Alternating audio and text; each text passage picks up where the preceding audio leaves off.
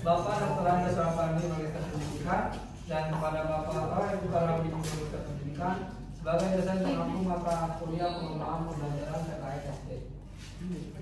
Di sini kami kelompok 5 akan mempresentasikan materi dengan judul implementasi keterampilan dasar belajar mengajar dalam simulasi pembelajaran terkait SD. Untuk pemaparan yang pertama akan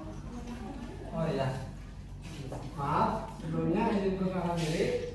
Dari kelompok kami yang pertama ada Aditya Ramadina dengan NPM 21130530096 yang belum bisa membersamai. Kemudian ada Azhara Intan Sucia dengan NPM 215505020 yang belum bisa membersamai juga. Kemudian ada Anjali Agustin dengan NPM 21130533162. Kemudian ada Umur Dada Abjahra dengan NPM 21130531214. Kemudian ada Pranika Setiati dengan NPM 21130530075. Dan kemudian ada saya sendiri dengan NPM 21130531112 sebagai moderator. Baik, untuk selanjutnya adapun topik bahasan dari kelompok 5 yaitu ada penyusunan silabus, kemudian ada rencana pelaksanaan pembelajarannya, kemudian ada pengaplikasian keterampilan dasar belajar mengajar dalam simulasi pembelajaran terkait SD. Untuk pemaparan saya serahkan kepada Anjali Agustin. Baik, terima kasih kepada moderator. Di sini saya akan menyampaikan materi yang pertama yaitu tentang penyusunan silabus. Nah, yang pertama yaitu ada definisi silabus. Dan silabus ini merupakan rencana pembelajaran untuk sekelompok mata pelajaran. Nah, silabus juga mencakup standar kompetensi dasar, materi pokok, kegiatan pembelajaran, indikator, penilaian, alokasi waktu, dan sumber atau bahan alat belajar. Nah, pentingnya silabus dalam pembelajaran tematik itu yang pertama memastikan pengajaran berdasarkan standar kompetensi dan kompetensi dasar. Yang kedua, mengintegrasikan mata pelajaran dengan tema tertentu. Yang ketiga, memperhatikan minat, bakat, kebutuhan, dan kemampuan peserta didik. Nah, selanjutnya ada silabus dalam KTSP kurikulum 2013 dan kurikulum Merdeka. Nah, dalam KTSP itu silabus merupakan bagian dari kurikulum tingkat satuan pendidikan. Dalam kurikulum 2013 itu alokasi waktu lebih banyak, materi pelajarannya lebih sedikit, keseimbangan soft skill dan hard skill, dan yang terakhir yaitu kurikulum Merdeka. Nah, silabus dalam kurikulum Merdeka ini fokus pada kebutuhan dan minat belajar peserta didik, dan juga guru memiliki peran penting untuk menyusun silabus berdasarkan kurikulum. Selanjutnya ada dua cara penyusunan silabus pembelajaran tematik. Yang pertama itu dengan cara mengidentifikasi topik spesifik, kemudian kompetensi inti dari berbagai mata pelajaran itu cocok diterapkan untuk kelas 1 dan 2. Nah, contohnya itu tema diri sendiri, keluarga, masyarakat, pekerjaan, dan lain-lain. Untuk cara yang kedua yaitu dengan cara mengidentifikasi kompetensi inti dari beberapa mata pelajaran. Kemudian tentukan tema pemersatunya. Nah, setelah tema ditetapkan, maka mempertimbangkan kemampuan dasar dan indikator dari setiap mata pelajaran. Nah, langkah-langkah penyusunan silabus tematik dengan cara yang kedua ini yaitu yang pertama, penetapan mata pelajaran yang akan dipadukan, mempelajari kompetensi dasar dan indikator dari setiap mata pelajaran, memilih dan menentukan tema pemersatu, dan juga yang terakhir menghubungkan kompetensi dasar dengan tema pemersatu. Untuk materi tentang rencana pelaksanaan pembelajaran akan disampaikan oleh rekan saya kepada Serika, silakan. Baik, di sini saya akan menjelaskan tentang rencana pelaksanaan pembelajaran. Definisi RPP menurut Peraturan Menteri Pendidikan dan Kebudayaan Kemendikbud Nomor 22 Tahun 2016. Jadi RPP adalah rencana kegiatan pembelajaran tatap muka untuk satu pertemuan atau lebih. Dikembangkan dari silabus untuk mengarahkan kegiatan pembelajaran siswa dalam upaya mencapai kompetensi dasar. Selanjutnya ada fungsi dan pentingnya RPP. RPP merupakan alat perencanaan yang lebih spesifik daripada silabus, mengarahkan guru dalam mengajar agar tidak jauh dari tujuan pembelajaran. Guru berkewajiban untuk menyusun RPP secara lengkap dan sistematis untuk pembelajaran yang interaktif, inspiratif, dan efisien. Selanjutnya ada komponen-komponen RPP pada KTSP. Yang pertama ada identitas mata pelajaran, standar kompetensi, kompetensi dasar, indikator pencapaian kompetensi, tujuan pembelajaran, materi pokok, metode pembelajaran, media pembelajaran, sumber belajar, serta langkah-langkah pembelajaran. Selanjutnya ada langkah-langkah penyusunan RPP kurikulum 2013. Yang pertama mencantumkan identitas nama sekolah, mata pelajaran, kelas, semester, dan alokasi waktu. Selanjutnya menentukan kompetensi dasar, KD, dan indikator pencapaian kompetensi dari silabus. Selanjutnya ada merumuskan tujuan pembelajaran berdasarkan KD dengan kata-kata operasional. Selanjutnya ada mencantumkan materi ajar sesuai dengan indikator pencapaian kompetensi. Selanjutnya ada memilih metode pembelajaran yang sesuai dengan situasi dan kondisi peserta didik. Selanjutnya ada langkah pembelajaran yang harus mencakup kegiatan pendahuluan, inti, dan penutup.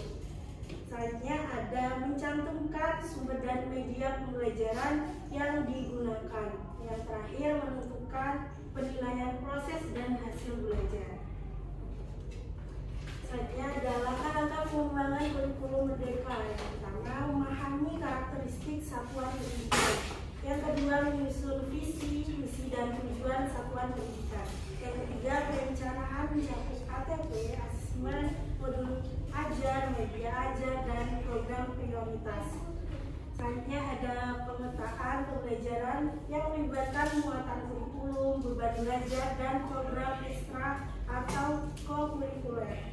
Selanjutnya ada perencanaan sistem pendampingan, evaluasi, dan pengembangan profesional. Yang terakhir ada guru sebagai pemimpin pembelajaran, adaptasi teknologi, dan peran PMN dalam Merdeka Belajar. Selanjutnya ada implementasi kurikulum merdeka. Yang pertama ada adaptasi berdasarkan kerangka dasar kurikulum, tujuan nasional, profil pelajar Pancasila, struktur kurikulum, prinsip pembelajaran, dan asesmen serta capaian pembelajaran. Selanjutnya ada penggunaan PMM atau platform Merdeka Belajar sebagai teknologi pendukung Merdeka Belajar. Selanjutnya materi akan disampaikan oleh saudari Araf Badri.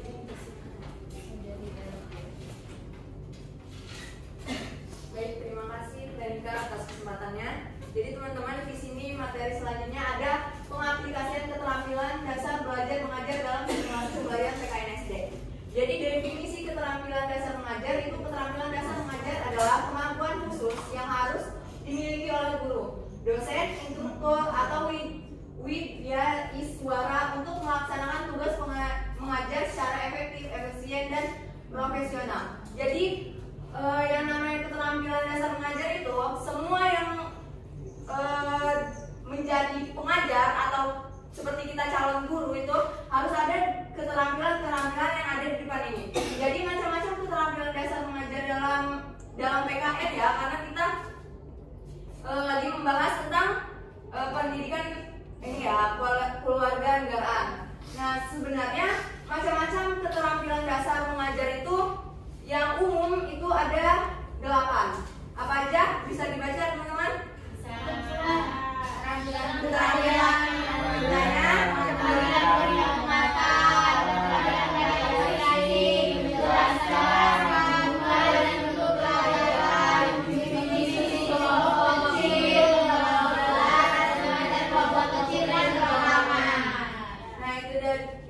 adalah macam-macam keterampilan dasar.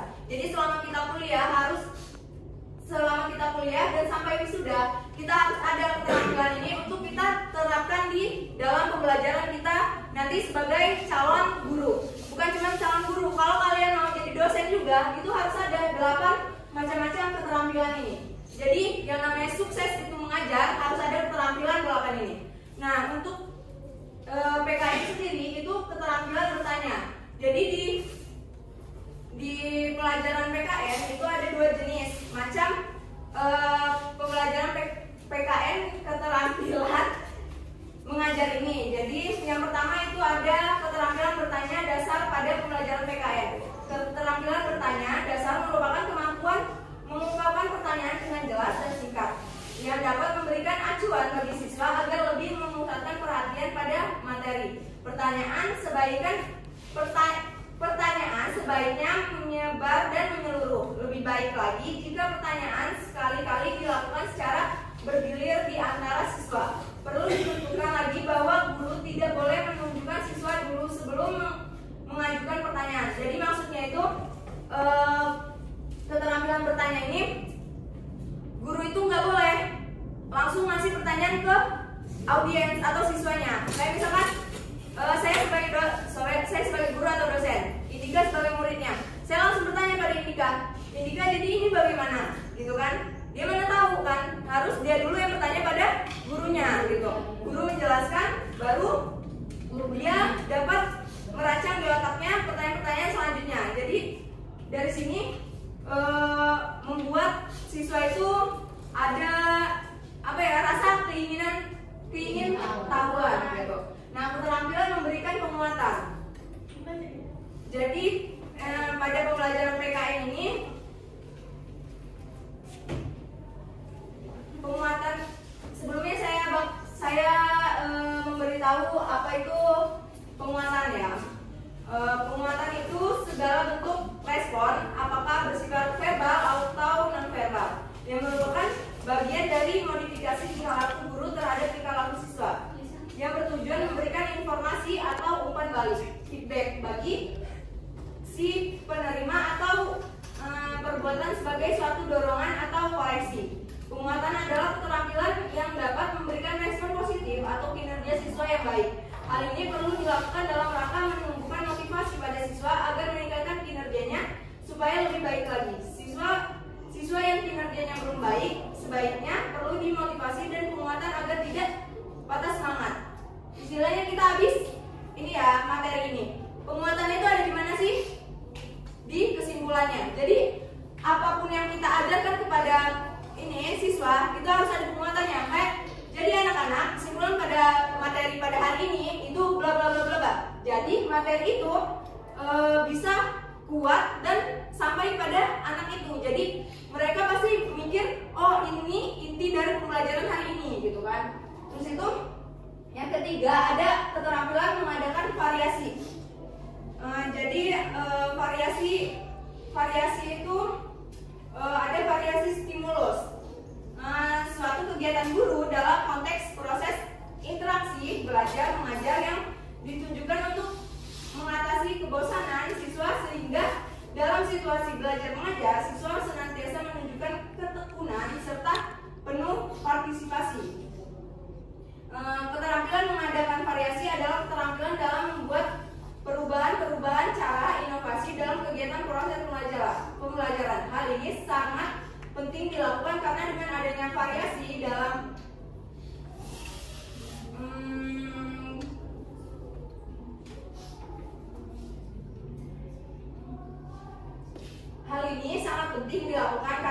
adanya variasi dalam cara penyampaian pembelajaran, suasana belajar menjadi tidak membosankan. Tujuan dari keterampilan mengadakan variasi adalah mengurangi kebosanan dan meningkatkan motivasi yang mengarah pada peningkatan kualitas proses dan hasil belajarnya.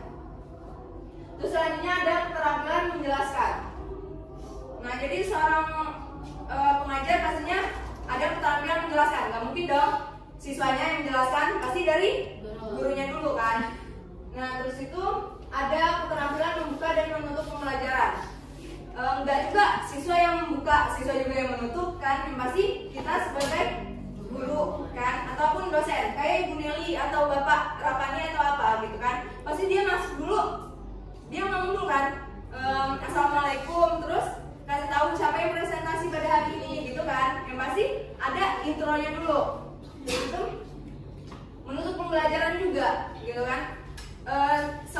yang presentasi menutup pembelajaran, pasti guru juga menutup dengan adanya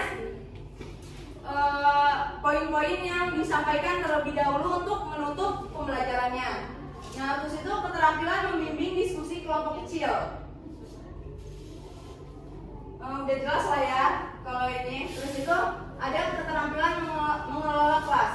Sebagai guru itu kita dapat mengelola kelas. Jadi kelas yang nyaman bagi siswa itu kelas yang penuh dengan kreativitas gitu kan di dalamnya. Jadi sebagai guru kita tuh harus mengelola kelas. Bagaimana sih kelas itu bisa dianggap nyaman bagi siswanya itu sendiri gitu. Terus itu keterampilan mengajar kelompok kecil dan perorangan gitu. Bukan cuma kayak misalkan kita nih, guru itu harus bisa ada 35 siswa di dalam kelas itu. Ya, kita sebagai guru itu harus bisa memahami satu individu di antara 35 mahasiswa. Jadi satu individu itu harus tahu semua. Ngerti gak sih? 3 mahasiswa itu tahu gitu loh kita. Dia ini bagaimana, karakternya gimana. Itu yang namanya keterampilan mengajar kelompok kecil dan perorangan. Nah, inilah macam-macam keterampilan dasar mengajar, ya. Ya, kita sebagai seorang calon ya pendidik, semoga kita wisuda dengan adanya 8 keterampilan ini. Amin ya Allah. Sekian dari saya kembalikan ke moderator.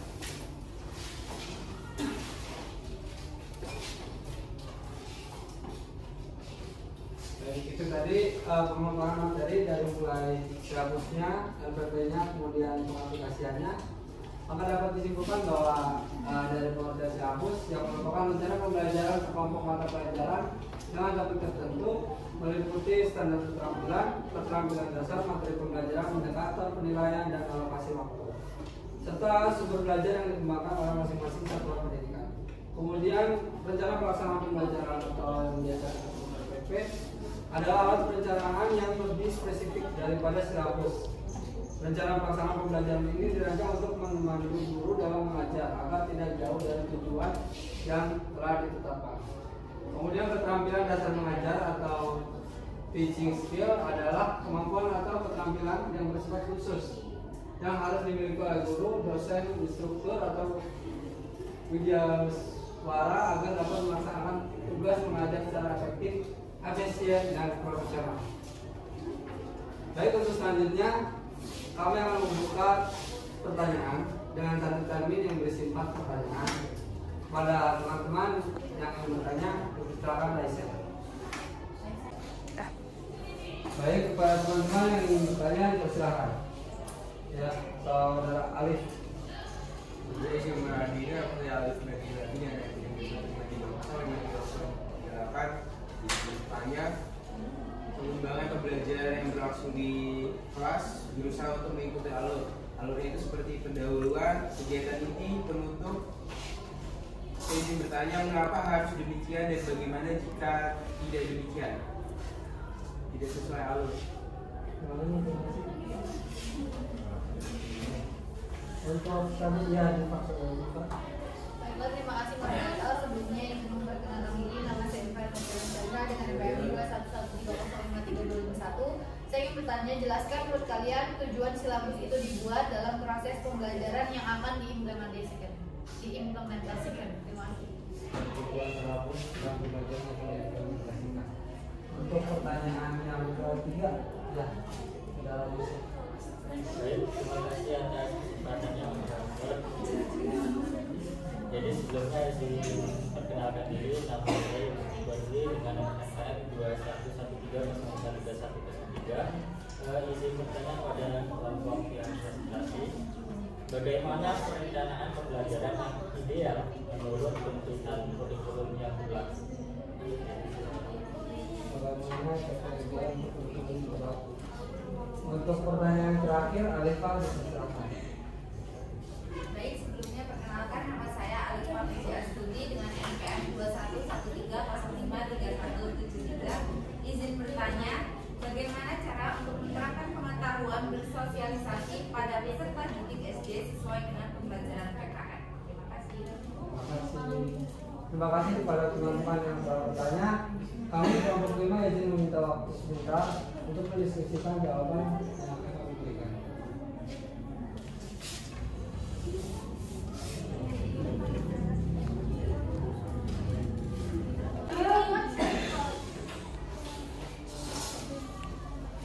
Baik, di sini kami akan menjawab pertanyaan dari saudara Alif yang akan dijawab oleh saudari Penika. Padanya dipersilakan.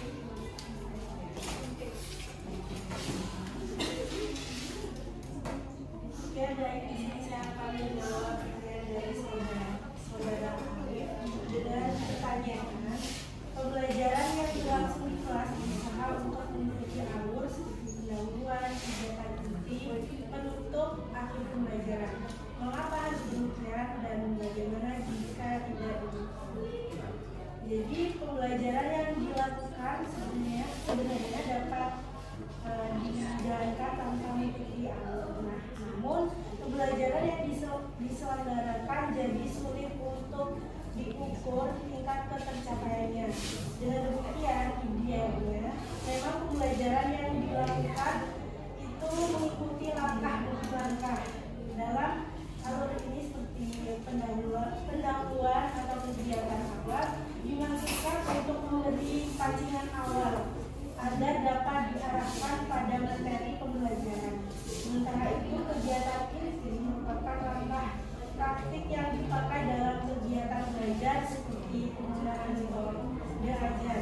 Nah, untuk pada bagian akhir hendaknya diberikan kesimpulan sehingga apa yang telah dipelajari akan diulas dan disimpulkan dengan lebih singkat untuk lebih dipahami peserta didik. Cukup sekian dari jawaban saya kembalikan ke moderator.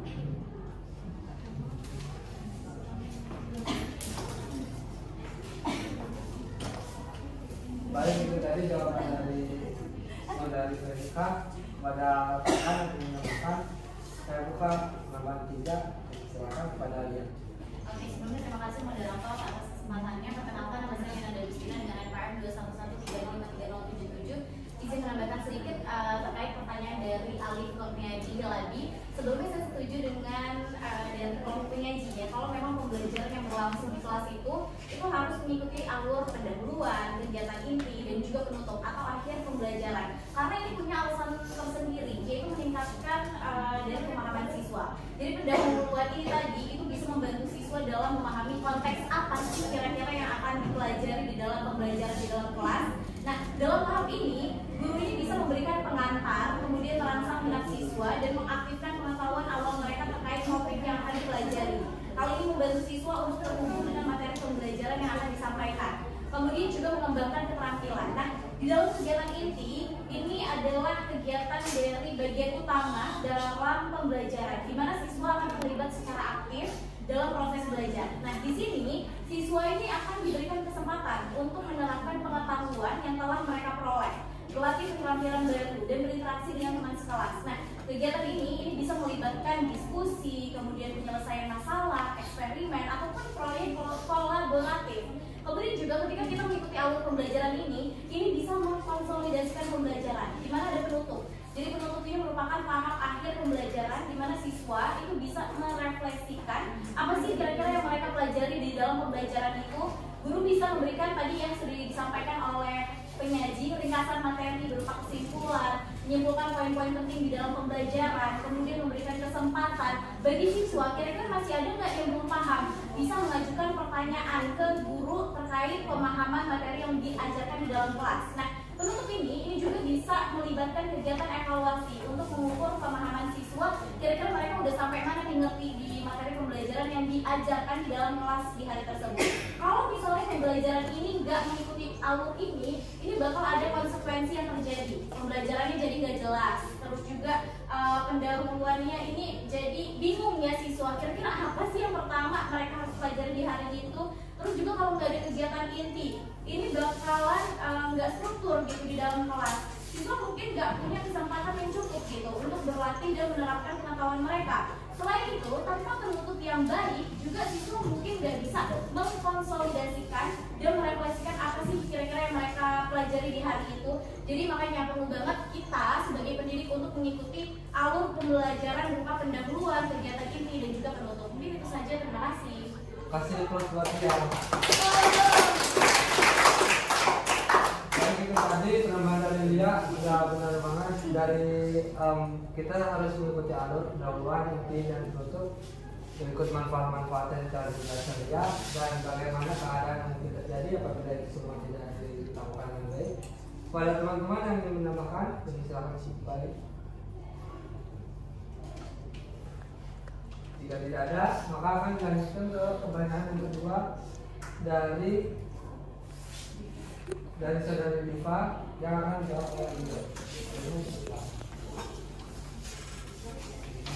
Udah benar benar teman yang masih ngobrol.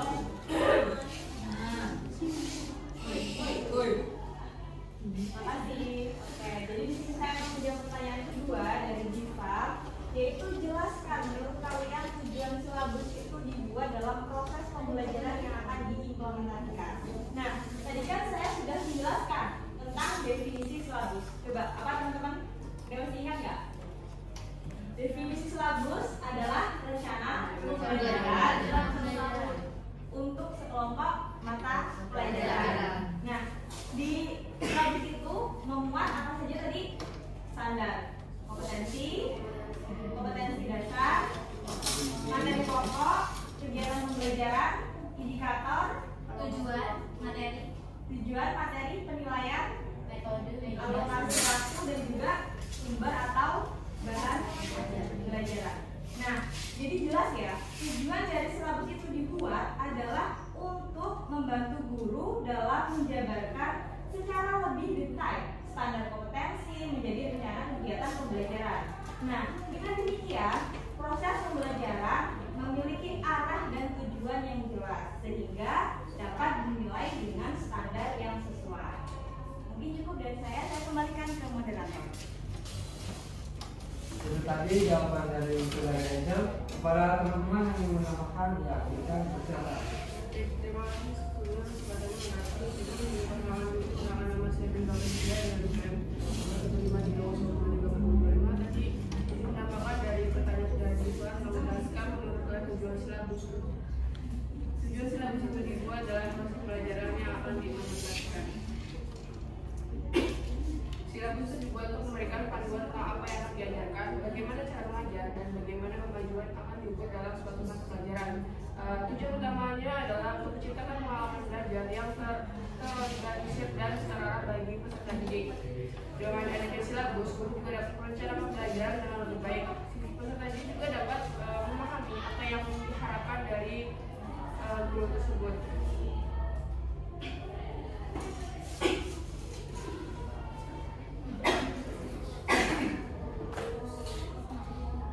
Dan juga orang tua dapat memahami apa yang dipelajari, apa yang sedang dipelajari oleh anak-anak mereka, dan dengan demikian silabus juga membantu menciptakan pengalaman belajar yang konsisten dan terukur bagi semua pihak yang terlibat dalam proses pembelajaran. Sekian tambah sedikit tambahan dari saya kembalikan ke belakang. Kasih tepuk tangan buat Pintar. Baik, untuk yang ingin menambahkan selanjutnya, kita silakan. Jika tidak ada, maka akan dilanjutkan dengan pertanyaan dari besok yang akan dijawab.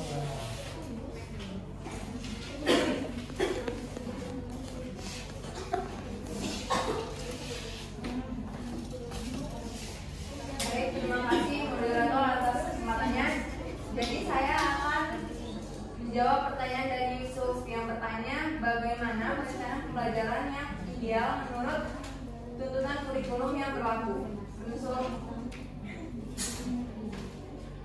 Jadi perencanaan yang ideal menurut tuntutan kurikulum tentunya telah memenuhi kriteria yang harus dilakukan dalam pembelajaran. Sesuai dengan kurikulum yang sedang berlaku, perencanaan setidaknya meliputi 3 hal pokok, yaitu pendahuluan, kegiatan inti, kemudian penutup.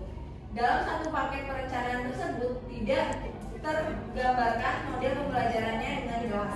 Kemudian di dalam strategi hingga taktik mengajar juga tidak disebutkan pada rencana pembelajarannya.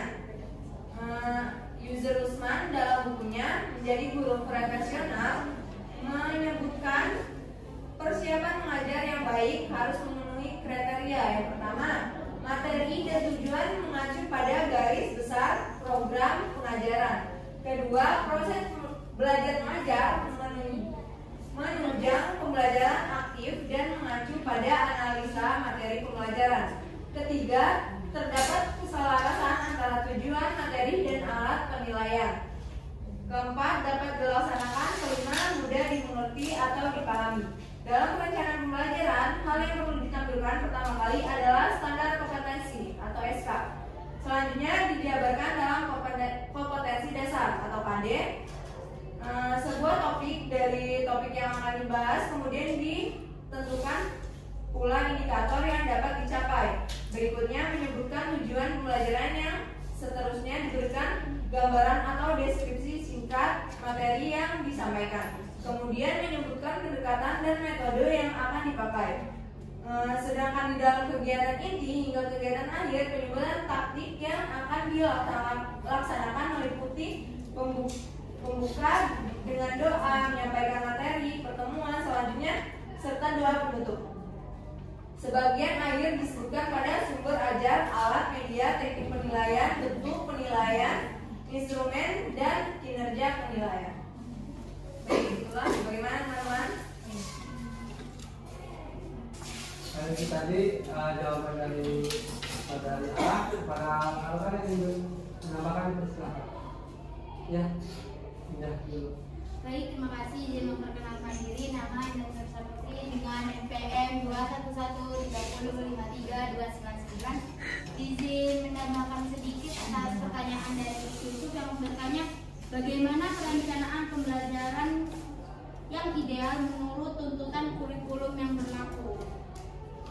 Perencanaan pembelajaran yang ideal sesuai dengan tuntutan kurikulum melibatkan identifikasi tujuan pembelajaran, pemilihan metode pengajaran yang sesuai, penilaian yang relevan, dan penggunaan sumber belajar yang mendukung. Selain itu, ada juga integrasi teknologi dan pendekatan diferensiasi dapat memperkaya pengalaman belajar siswa. Perencanaan juga harus responsif terhadap kebutuhan siswa dan mencakup variasi aktivitas untuk mendukung beragam gaya belajar. Perencanaan pembelajaran yang ideal sesuai dengan tuntutan kurikulum itu memiliki langkah-langkah seperti yang tadi, identifikasi, penentuan metode, penggunaan sumber belajar yang relevan, dan evaluasi yang terukur. Sekian penambahan dari saya, terima kasih. Selanjutnya kepada Niken. Baik, terima kasih untuk kesempatannya. Sebelumnya izin memperkenalkan diri, saya Niken Malsati, NPM 2113053. Izin menambahkan sedikit atas pertanyaan dari Yusuf itu, bagaimana perencanaan pembelajaran yang ideal menurut tuntutan kurikulum yang berlaku. Jadi di sini saya akan menambahkan implementasi yang ideal dalam pembelajaran itu dalam menerapkan kurikulum. Jadi sudah diketahui ya bahwa kurikulum adalah sebuah pola atau panduan kegiatan belajar mengajar secara nasional yang dikeluarkan oleh pemerintah melalui Kementerian Pendidikan dan Kebudayaan untuk kemudian diterapkan di setiap jenjang pendidikan dari SD sampai SMA. Jadi, menurut tuntutan kurikulum yang berlaku, perencanaan pembelajaran ideal adalah menempatkan peserta didik sebagai pihak yang paling aktif dalam kegiatan proses belajar dan tenaga pendidik sebagai pendamping selama proses tersebut. Selain itu, perencanaan pembelajaran juga harus menekankan pada penguatan pendidikan karakter peserta didik. Sekian dari saya, saya kembalikan moderator. Baik, masih ada satu kesempatan untuk menambahkan. Kepala Lingkungan, silakan.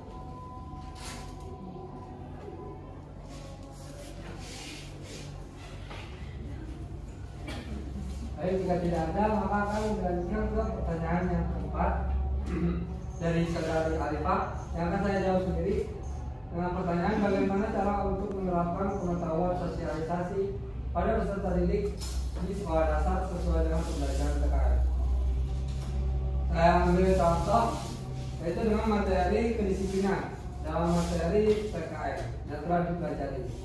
Maka peserta didik akan mengetahui bagaimana cara bersikap terhadap lingkungannya. Seseorang yang telah belajar dan memahami apa yang telah dipelajari mengenai cara bersosialisasi, maka dia akan tahu posisinya dalam lingkungannya. Mereka akan bertindak baik, mengikuti aturan-aturan yang berlaku, norma-norma yang berlaku dalam masyarakat.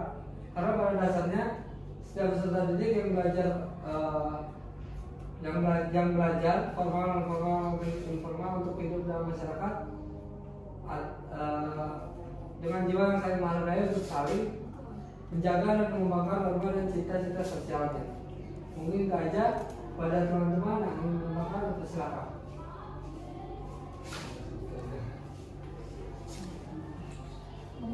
Tidak ada? Oke, baik. Mungkin akan langsung ditutup.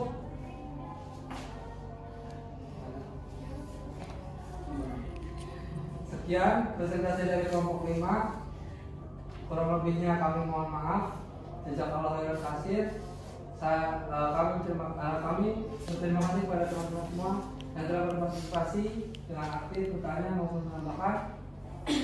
Saya tutup. Wassalamualaikum warahmatullahi wabarakatuh.